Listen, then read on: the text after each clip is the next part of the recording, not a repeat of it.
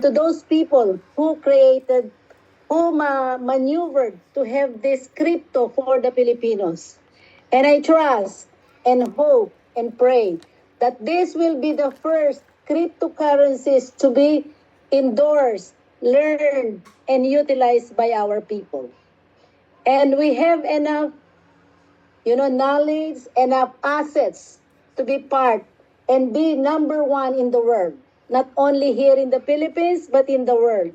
And hoping and trusting that this kind of technology that we will be embracing, I trust that our central bank will give us the very chance and very challenge to all of us to have this cryptocurrency be in our modern technology in this kind of things that is happening in the Philippines.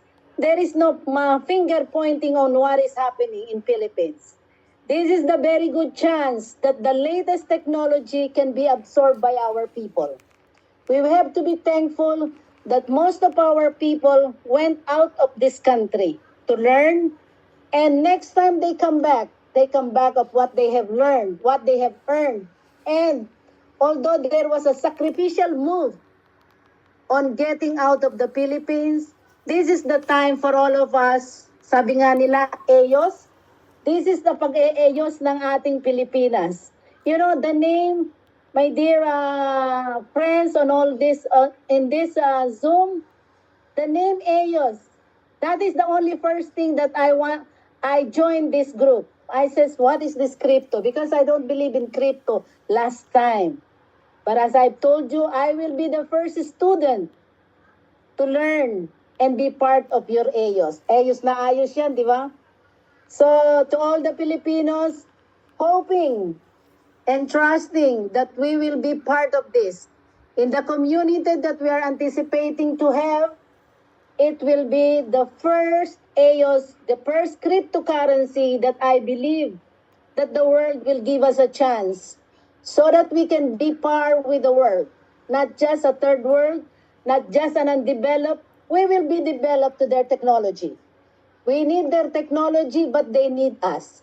It is an EOS term for all of us, and I cannot tell anything except when I saw your videos, I hear all those King Z, what is this about this EOS?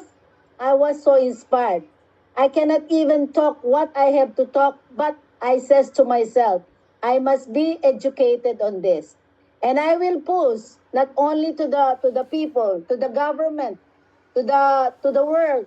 Give us the chance to be the first one to have this thing be really learned to our people and be implemented. And all the assets that we have will be determined by EOS Crypto. And to all of you, welcome and thank you for being here in the EOS group. Thank you. Thank you so much.